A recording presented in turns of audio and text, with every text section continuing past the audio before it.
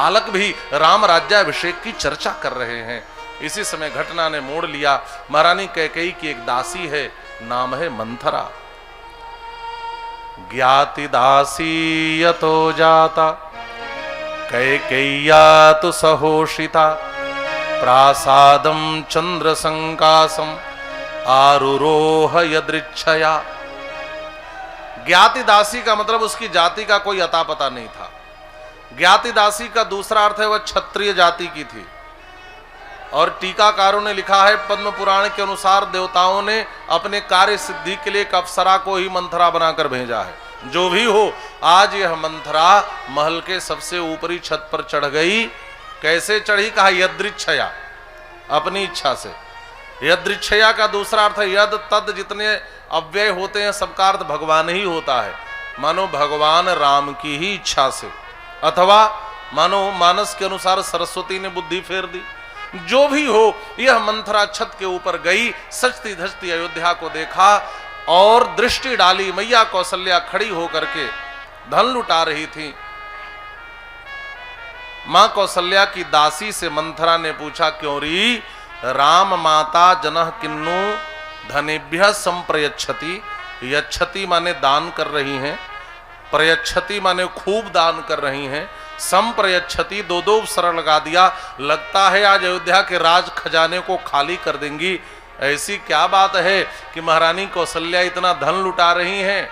मां कौशल्या की दासी ने कहा, कुबड़ी तुझे नहीं पता, कल कौशल्या अम्बा के पुत्र राम जी राजा जो बनने वाले हैं, स्वपुषेण जित क्रोधम यौ राज्य न चानघम। कल राम जी राजा बनने वाले हैं ना, इसीलिए मैया इतना दान पुण्य कर रही हैं। अब महाराज राम जी राजा बनेंगे, इतना सुनते ही मंथरा के हृदय में एक धक्का सा लगा। अभी लगी हाय हाय करने, हाय हाय कैकेयी का बेटा राजा नहीं बनेगा, कौशल्या का बेटा राजा बनेगा। अब महाराज सीढ़ियों से नीचे दौड़ी। यहां लिखा तो नहीं है, लेकिन मेरा मन कहता है कि सीढ़ियों पे धड़ाम से गिर गई होगी। आप पूछेंगे मन के अनुमान का आधार क्या है? कहा, जब यह महारानी कैकेयी के पास पहुंची थी तो इसके शरीर पर चोट के निशान थे।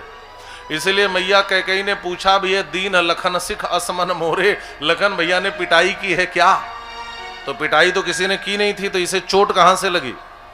ये हाय हाय करने में सीढ़ियों पर गिर गई। महाराज भागी भागी महारानी कैकेयी के कक्ष में आई और इतनी मुंह लगी दासी थी कि महारानी कैकेयी से कहती है, अरे मूर्खे, अरे कर्तव्य विवेक सुनने, अरे कैकेयी तेरे सोने के दिन चले गए, खूब सो रही है, उठ। उत्तिष्ठ मूढ़े किम से भयम त्वाम अभिवर्तते। तो यहां खाकर सो रही है, तुझे पता भी है अयोध्या में क्या हो रहा है? अब महाराज महारानी कैकेयी उठकर बैठ गई। अरे कुबड़ी क्या बात है, तो ऐसे झल्लाई और खींची क्यों है? अलसाई सी उठी और फिर मुस्कुराकर कही, समझ गई। फिर मेरे लखन लाल जी ने दो चार मुक्का दिया क्या? दीन लखन सिख असमन मोरे। इस प्रसंग को पढ़कर लगता है कि राम जी का हमेशा विरोध करती थी और कोई राम जी का विरोध सुनकर चुप रह जाता था, लेकिन लखन भैया सुनते तो बिना दो चार मुक्का दिए कभी नहीं छोड़ते थे। ये लगता है रोज का नियम रहा होगा। तभी महारानी कैकेयी को लगा कि आज भी दो चार मुक्का पड़ा होगा।